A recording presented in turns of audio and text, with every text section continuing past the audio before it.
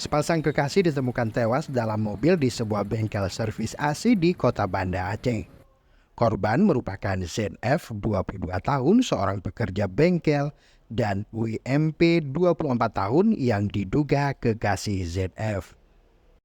Kasat Reskrim Polresta Banda Aceh, Kompol Fadila Aditya Pratama mengatakan, penemuan mayat tersebut berawal saat seorang saksi mendatangi lokasi sekitar pukul 8 pagi untuk membuka pintu toko yang digunakan sebagai bengkel servis AC mobil.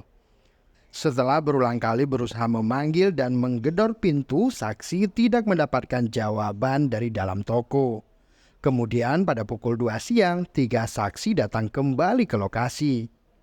Setelah beberapa kali memanggil dan menggedor pintu, korban ZF tetap tidak merespon. Karena curiga, ketiga saksi kemudian memutuskan untuk melihat dari lubang angin di atas pintu toko.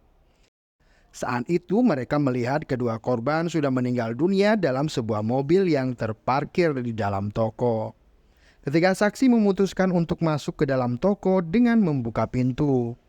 Diduga keduanya tewas akibat terhirup karbon monoksida dari asap mobil. Pasalnya saat ditemukan kunci kontak mobil dan AC mobil dalam posisi on. Keduanya diduga telah meninggal dunia sekitar 12 jam lalu. Dari mulut korban juga mengeluarkan buih. Pihak Inafis Polresta Banda Aceh telah melakukan olah tempat kejadian. Jenazah korban kemudian dievakuasi ke Rumah Sakit Zainal Abidin untuk penyelidikan lebih lanjut.